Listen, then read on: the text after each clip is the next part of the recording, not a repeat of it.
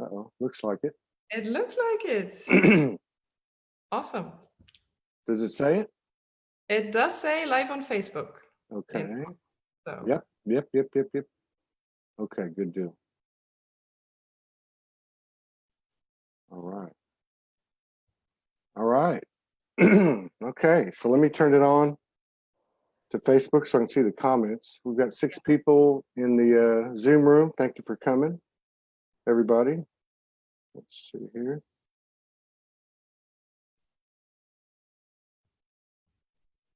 Here we go. 18 people in the house. Nice. All right. Hello, Shanine, and Timothy Roberts, and Jania Gazda, and Kelly Bird, Morgan Lee, Alana Hartman, Trish Riley. These shows resonate with you. Please share. We're somewhere in limbo between the 3rd and the 5th dimension. And sometimes we're on YouTube, sometimes we're on Facebook. Just depends on the way the universe wants it to happen. Exactly. Thank you all for your continued love and support and contributions to allow us to keep doing what we're doing from the heart of our intentions, the intentions of our heart. Very, very pleased to be sharing space today with the beautiful, beloved sister, Vera Ingeborg, who has a way of talking about what's going on collectively through the personal experiences she has. And I believe that is the highest form of activation, transmission, download, or channeling we can receive. So without further ado, welcome back, Vera. Thank you so much. Good to see you. It's been a while. Yeah. What's happening on the front line of the apocalypse? Now, what's happening? Riding the waves as they come. It's such an interesting time we're in now, or it's not even time anymore. It's a moment we're in, and everything we used to think was true is falling apart and falling away, and we're shown, it's really clearly shown to us where we still hold belief systems, whether that is in the spiritual world or in the regular 3D world. It doesn't matter. It's like everything we still have an attachment to comes up, is shown, and is leaving. Yeah. And the triggers are intense. Yes, they are. Yes, they are.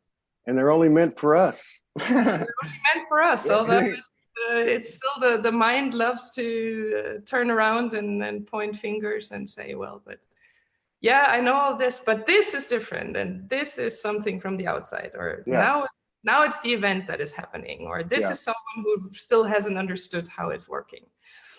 And it's none of that. It's always inside out. It's always for us. It's never to us. And that's right.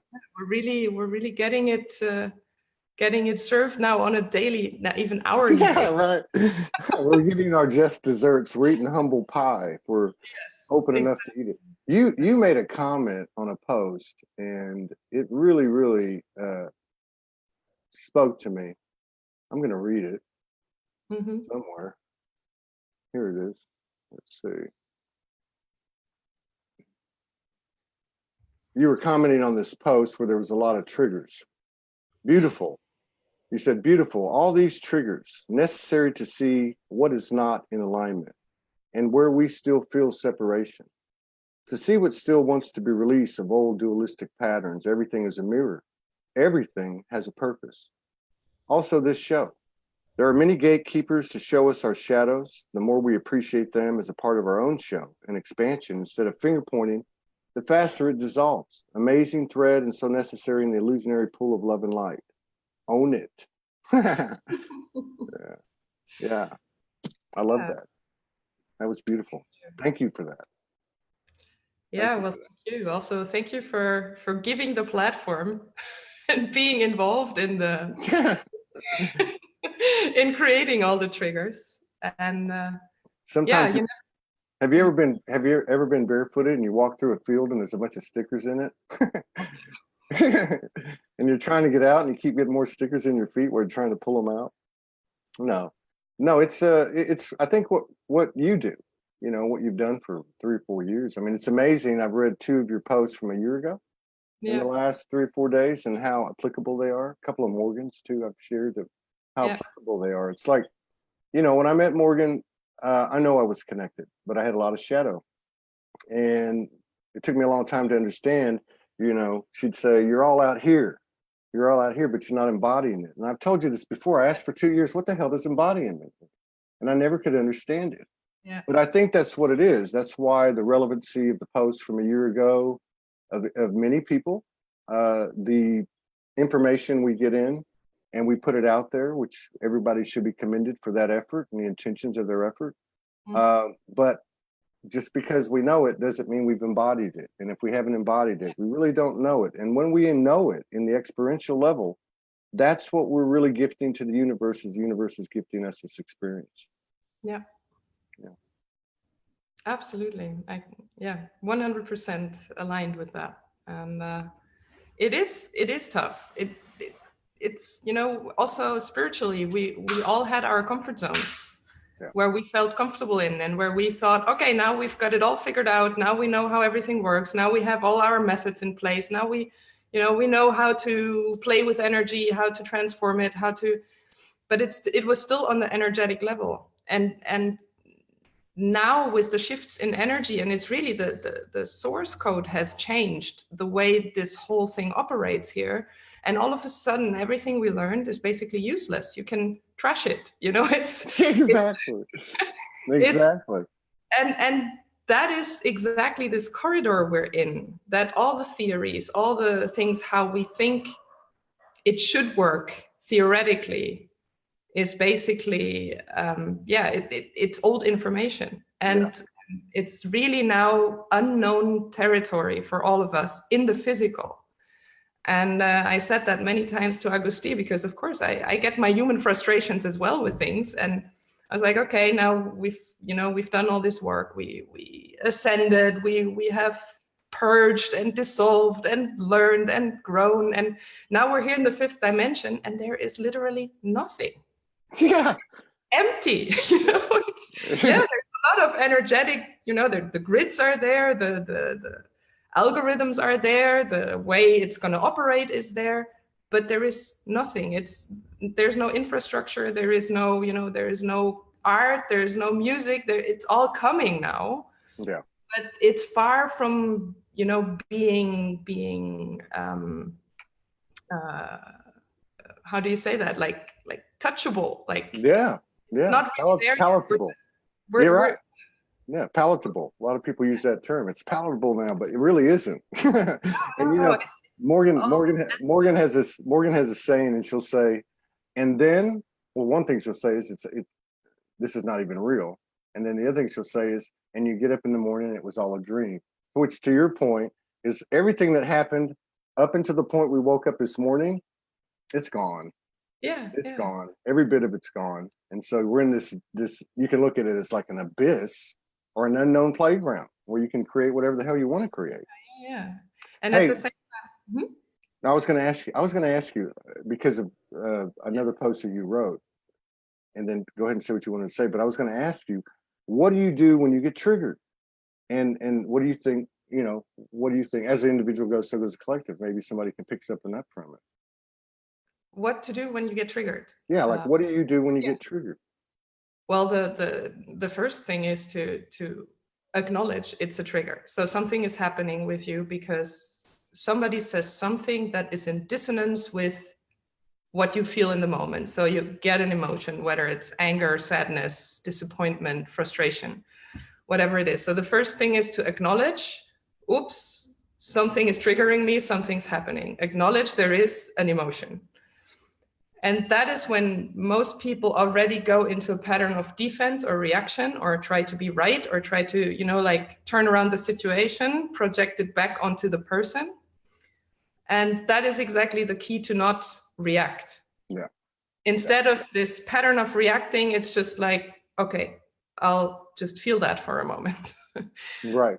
What is happening here with me, and why is this actually triggering me? How does that make me feel? And then you already get hints what the program within you still is. And it doesn't have to be an energetic program. It can be something that is still in your cells, in the physical. So it always depends where are people in their, you know, in their own ascension process, and in which wave are they in. And that's why what I said in the last post is it's cycles that we go through.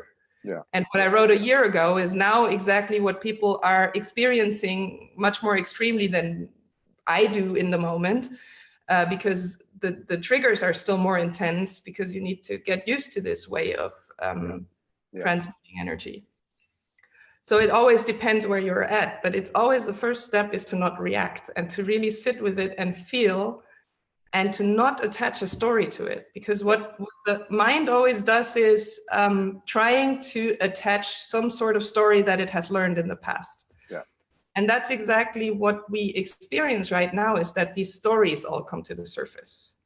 So, and Jason Estes, for example, talks about the mental purge. And that's exactly what it is that the stories come up that we used to believe about ourselves and about the world. And it can be anything, about politics, about economy, about, you know, like the broader spectrum of how this world used to work, or simply what we believed about ourselves, who we are, what we identify with, where we're still attached to. And that keeps coming up now, like I said, on an hourly basis. You never know how you feel in the next hour, because the time, like the feeling of time has sped up so much, because the frequency is higher. Yeah. And the more we just recognize, oh, there's another story. Oh, hey, old friend, I know you. and just seeing for what this trigger actually is a potential to take it and shift the energy. And you shift energy not with your mind, you shift it with your heart and with your emotions. Yeah. So the emotion, the feeling, when you turn an emotion into a feeling and you release whatever's coming up without projecting, without the story, without anything, but just recognizing, okay, I feel sad. It's fine. I just feel sad. Feel sad, release it, and you'll feel better immediately.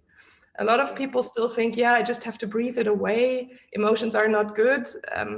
If you don't allow the emotion, the energy doesn't shift. Yes, you can breathe through that, but it doesn't change the energetic frequency, and it doesn't change the energetic coding. Yeah. And that's the biggest thing, that still this deep-rooted belief, it's one of the biggest stories of humanity, is that emotions are bad. Yeah. And that you're not supposed to feel sad or angry or whatever. It only becomes dangerous. It's not dangerous. Nothing is dangerous, but it only becomes destructive when we attach a story to it, and when we start projecting it onto other people or onto situations. Yeah, because it owns us. Instead of owning it, like you said at the end of that post, it owns us. And that's how you claim your dominion. You know, I've said before when we've been on the show together, how I broke through a higher ground just a few months ago when I started to sit with my emotions. And I would tell the story, I'd say, Morgan, I'm pissed off. And she'd say, you want to clear it? I'm like, no, I want to sit with this. But that's how I claimed my dominion, you know? And that's how I started to actually give myself some credit.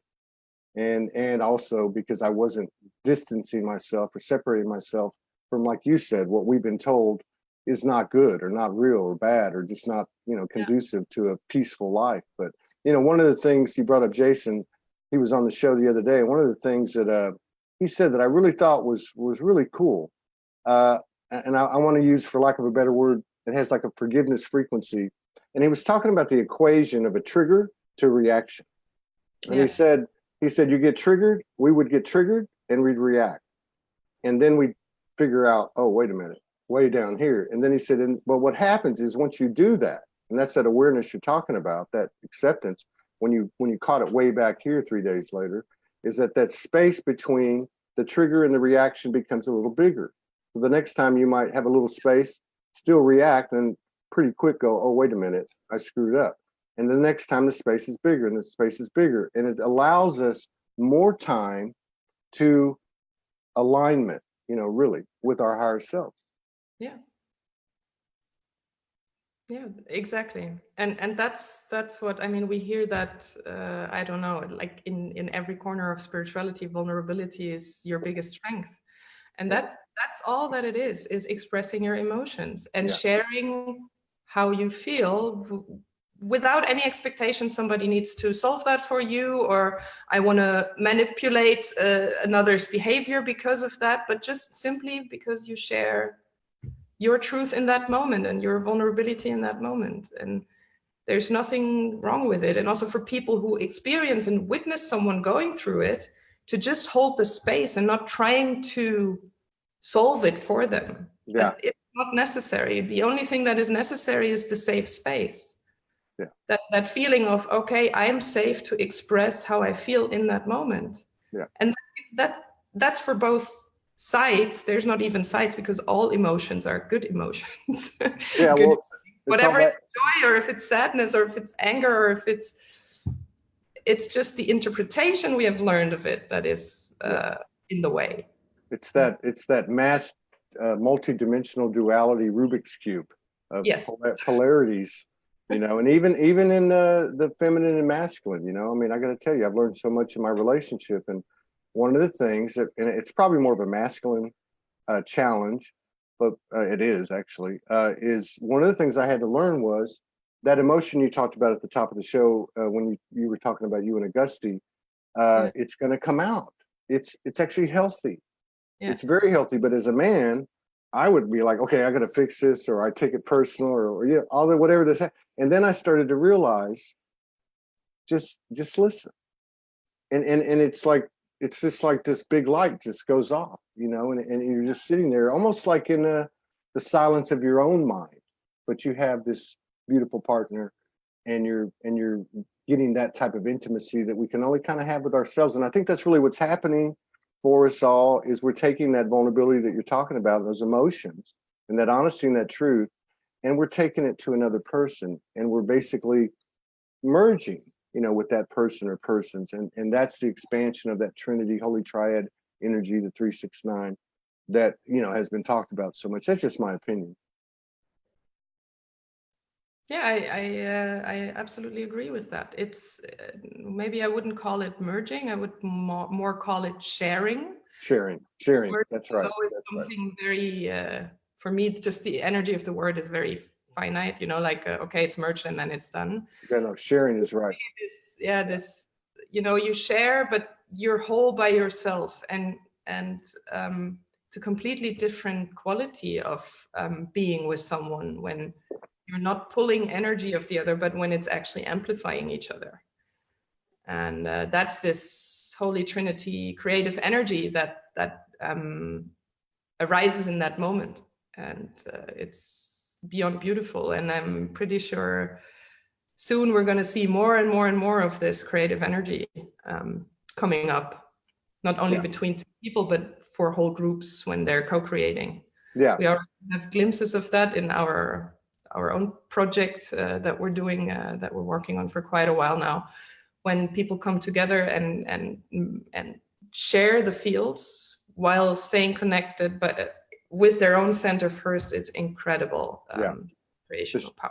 The sharing is the right word, and you know, I think Morgan and I are going to do a live soon, and I think one of the things we're going to touch on is, since we got back together, we had one experience that just, for me, it was the most incredible divine episode I've ever had. Multi-dimensional, so many different aspects of myself and her, and time and space, and all this stuff happened a few nights ago. And I came out of it and I said, you know, I get this sacred sex vibration, you know, the sacred sexual vibration, which is just another word for our creative force energy. And I said, it's about sharing.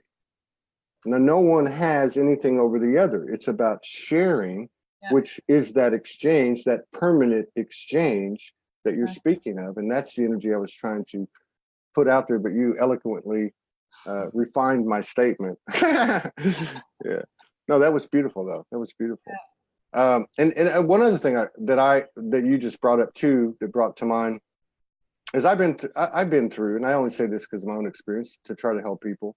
I've been, you know, people have come at me for 7.5 years, different, and we've all been there. When we first came out, our family said, you're crazy, and then it became this and that. But a while back, a couple of years ago, I adopted this thing, which I kind of had done before, but I would let it get to me. I would react, is I would just go back to my work. go back to my passion, go back to my serving humanity from my heart. And if I'm doing that, none of me is left back there, you know. Yeah. You know, just maybe the wisdom or the expanded awareness, which with that comes an expanded ego too. So we got to keep that in check. Yep, it's a fine line to walk, and we're getting better and better and better at it. And I think so. It's really beautiful to observe how really collectively it's shifting more and more. And yeah, we see a lot of chaos, which is normal because chaos is needed before something new can evolve. And it's uncomfortable, but it's a necessary part of the process. You cannot skip chaos. No. An old structure needs to fall apart first before it can be rebuilt into something new.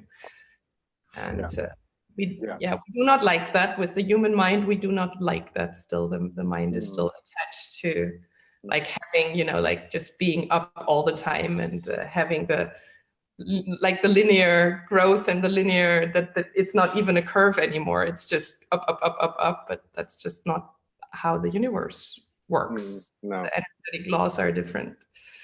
No, you cannot miss a step on the soul highway. The universe is not going to make exceptions. Just like we can't make an exception. We can't say this is the universe with this absolute. This is an absolute. It's not going to work. That's it's not on our terms. No, it's not on our terms, and it's on universal, perfect, divine order terms, and we've been put in a place that we've all earned, and we all need to maybe consider. I don't want to say need, but I consider that in every brother and sister. There's many people on this show. I don't say many, but there's a significant number of people in this show that I don't resonate with. And then that's not a judgment. That's just my energy. But in my passion, in my mission, and what we do at Soulogy, Morgan and I, and the people involved, is to try to create that spirit of all inclusivity. Everybody's included. Every voice, like you said, the vulnerability, the experience of life. The shit storms, the beautiful angelic downloads, everything. The rawness, that's us. That's us expanding the universe. Yeah, really is. I see too, and I've been guilty of it. Separation. If I see anything outside of me, let's just keep it to people. If I see any person out there that I would say label as they're promoting separation, I immediately in that moment am promoting the energy of separation. Exactly. But also that is it's not a bad thing. It's all about this awareness and the consciousness of, oh yeah, there's a story that I still have. Yeah. And it's fine. It's not that, what's perfection. We're all learning and growing, and we're finding our way back into being part of this organism. And it's difficult sometimes because, of course, we've been programmed our whole life, and now we're unprogramming what we have learned, and we're rewriting the codes. But it's not done overnight. And all that we need is awareness of, oh, we're doing it again. Fine, okay, I recognize it. It's me. Yeah. Not the other person providing separation or promoting separation. It's in me, and thank you very much for showing that to me.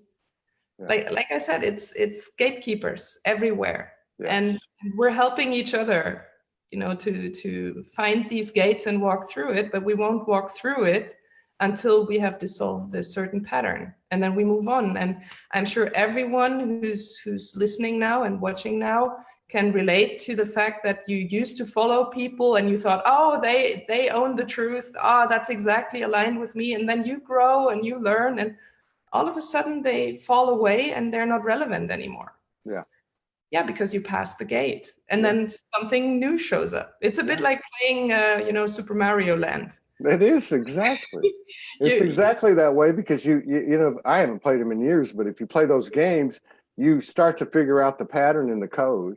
Yes. At level 6, and then you go up and get killed 6 times against this thing that pops out, and you figure out how to do it, and you get past it, the next gate. Then you go to 7, and it's a whole new universe.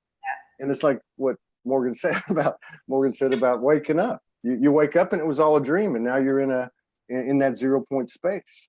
You know. Yeah, and the more you see it as a game, and don't take it so goddamn serious, everything, you know, then the easier it becomes, because in the end what we do is we play. Even in the deepest duality, we were playing to learn.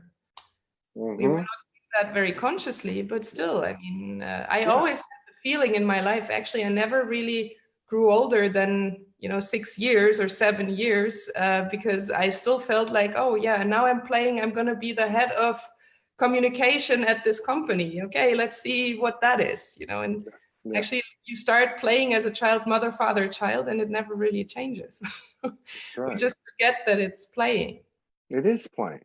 It is playing. And learning. And the great thing about it is this curiosity and creativity, that and innocence.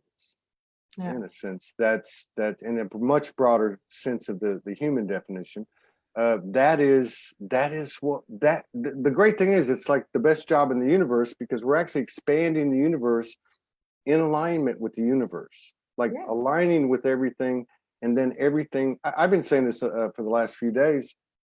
It's at the point now where I feel like I'm pushing a grocery cart, going down the grocery aisle, and the groceries are just popping in. I don't have to grab anything. They just pop into the basket. Yeah. I mean, we're living that, Morgan and I, but we're also living the emotions and the feelings and the integrations and the coming back to the planet and all the normal things we all do. But that magic is there.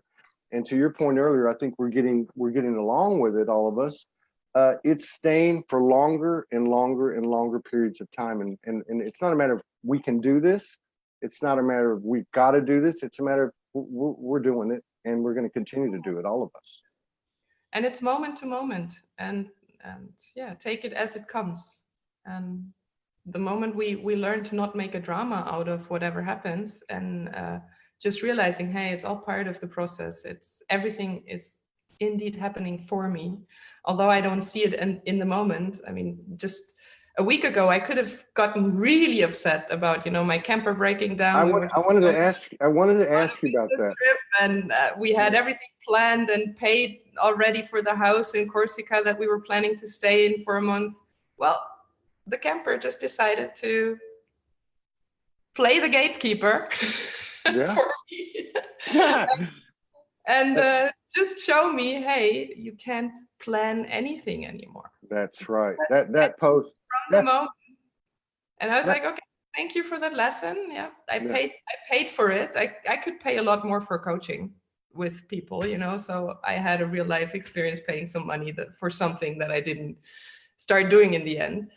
But that's the thing, is it does not stick in the field that long anymore. Yeah. When you just realize, okay, it's just showing me something about my own stories that I still hold. For me, it was the story of every time I'm doing something for myself, I get a slap in the face. So I should not do anything for myself. And that trip was that last slap where I realized, okay, I did that story thing again with believing I'm not, right. Locked and loaded. Yeah.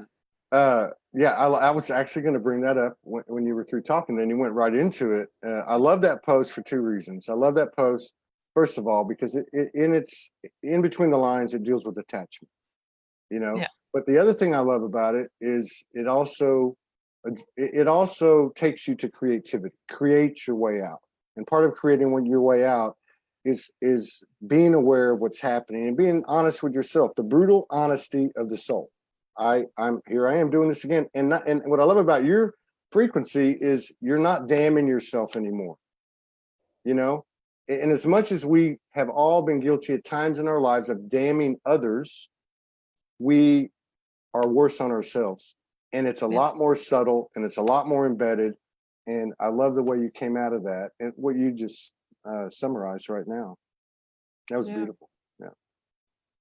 Yeah, and that's what we're all headed into. It's it's the new way. It's how this new earth is operating. The new code is operating. It's yeah, it's just being you, being the authentic you in the moment, creating from the moment, being yourself, contributing with what you love doing, and doing it for yourself, not from an egotistical Yes. perspective, but it's out of self-love, respecting yourself for where your talent and passion is, Yeah.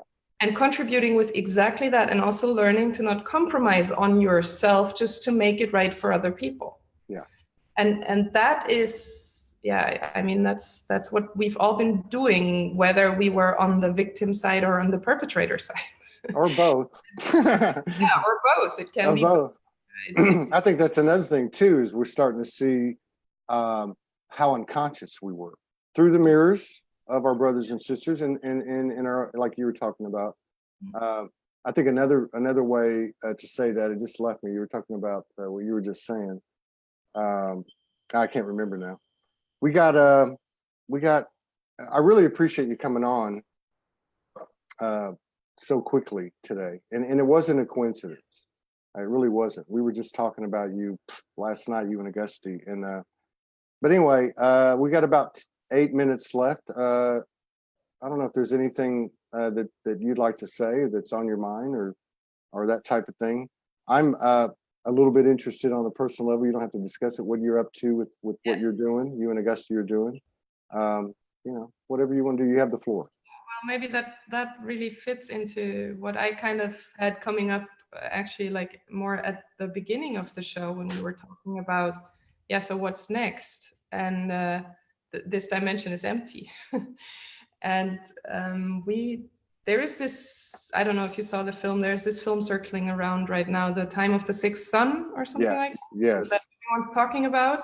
And most of the people that I see are really excited about it. And so I watched it too, and I was like, okay, that doesn't really do much with me. The only thing I really loved about it was the narrator that was channeled, where I felt, wow, this is super pure 5D and beyond energy. It's exactly aligned with the code as I feel it, and as we wrote it too, the source code that we also shared with you guys, which is basically not only the source code for our project and Fast Forward, but it's really it's also channeled. It's the source code, how New Earth is set up. And so I was like, oh, that's interesting, because in the end, what I observed in that film was that the channelings are very clear, but the human in us, the mind, does not know, okay, but how could that look like? What's next? Mm-hmm. So it starts interpreting this information based on old experiences we had, how it used to be. It talks a lot about shamanic methods, and then you see people like dancing in a circle and screaming and laughing and almost like rain dance. And I was like, well, I hope that the new Earth is not going to look like this. Is going to be a complete for me. Yeah. But what was interesting about it is, what usually happens is, when you don't know what's next, you go back into what you know. That's right. And you try to project it into the new. And that's exactly what is not going to happen anymore. And I can feel that very, very deeply, that New Earth has nothing to do with any of the old ways we have learned. That's right. That's right. Yes, there is the understanding that we had to gather how this old dimension functioned, and how people lived, and how, you know, a business worked or politics worked. But it's only for the understanding of knowing how we can crack this old code to transform it into something new. Right. And yeah, that is where our point comes in, what Augusti and me and people around us have been working on. It seems like we're the fractal that basically is responsible for the blueprint of New Earth in physical, how it will look like, and how it will, you know, like, be experienced, a new way of, based on art and beauty, and also physical movement a lot, and things like that, whether it's dance or sports or whatever. And that is what we've been realizing. Wow, it's us doing that. It's us that the whole last year, we've been preparing this blueprint. We had the source code, and this project, like the way we came with an old way of trying to do it. And we just got slap in the face, slap in the face. Nope, that's not going to happen. This code is a different frequency. You're not going to make a startup out of this. You're not going to work with shareholders or whatever. Everything is new and everything is different. And it's really reinventing. And that's what I see is going to happen now for more and more people. And I already see it happening, that you're challenged from like off this new code of the operating system of New Earth, of planet New Earth. Everyone will go into this dance. Yes, that's right. And I guess, that is what we can provide now is a complete blueprint of this is how New Earth will look like, how it can be experienced, and how we also overcome the separation of the third and the fourth and the fifth dimension. Yeah. Because that's also a separation thing to say, oh, these people in the third dimension. No. Yeah. All of them are important also because we're going to use the infrastructure that is there and transform it. We don't have to build everything from scratch. That's right. what has been happening a lot, that people try to set up, like colonies somewhere in the middle of nowhere or building little communities. That's not how this whole shift is happening. It's going right back into, that's why we're multidimensional and we're not only living in the fifth dimension, but we're shifting constantly. Yeah. And that's what we're going to do is we go back in and we infect. We go back in and we infect. And we build it in a way that it's really inspiring for people that have never been in touch with spirituality. But they don't need to know it's spiritual stuff in the back end. For them, it's only relevant what they experience. Yeah. And that is what our task was the whole last year, to prepare all of this, to make the DNA visible of that new way. And now it can start growing into that. And everyone who feels like, oh, I have a task in this, comes into that field. It's not that we're going out there and searching for people and saying, hey, we need this and that. And it's like your purchasing cart, it's just coming. Your shopping cart, it's just coming. That's right. Yeah, and now I can clearly see why we had to go through all these ups and downs last year with the co-creation and taking another round refining and another round refining, and now it's ready. Yeah. And now I can feel, exactly now, this point in time. Maybe some people talk about the event in, yeah, I know, the big flash. It's a very odd thing to talk about events because it's external. And in the end, for me, the event takes place within you when you're ready. Yeah. And it's weird because it's like, we would get up and say, let me show you, universe, what I can do. And it's become, show me not what I need to do, but show me the flow, show me the 0 point, show me that energy that I can't even fathom. Exactly. I love this. I love the, real quick, I love the show description. We were very tired that night. We watched it 3 or 4 nights ago. We watched about half of it and we fell asleep. Yeah. But we had the same takeaway. It was all very good information. It was kind of a good summary of everything, but I agree with you. Everything that's there will not go with us. We think that, we're going back to an original blueprint. I have to question that and say, we're creating, how can something that's been altered come back and subtract everything? No, we're not going to subtract. We're going to actually use that experience and expand this blueprint. Yeah, exactly. And that's where I felt like, what's the point in bringing back an old blueprint? Mm-hmm. Yeah, even if it was an Atlantean or Lemurian or whatever blueprint, that world also was. Mm-hmm. So there was still somewhere faults in the programming or in the system or whatever. So we're building it based on the experiences, but with a completely new frequency and new information, because that's, we learned, we've grown, we've expanded, and of course it's going to be different. The universe never repeats. It evolves. Like I So, always say, you're only going to be Vera once. I'm only going to be Todd once. Let's give it hell. Thank you yes. so much for coming on, Vera. Hey, Best, thank you, Todd. yeah, Yeah, best to you and really enjoyed Augusti. it. I always look forward to collaborating with you, both of you. Same So you here. take care. We'll be back in 1 minute with Zoe Davenport.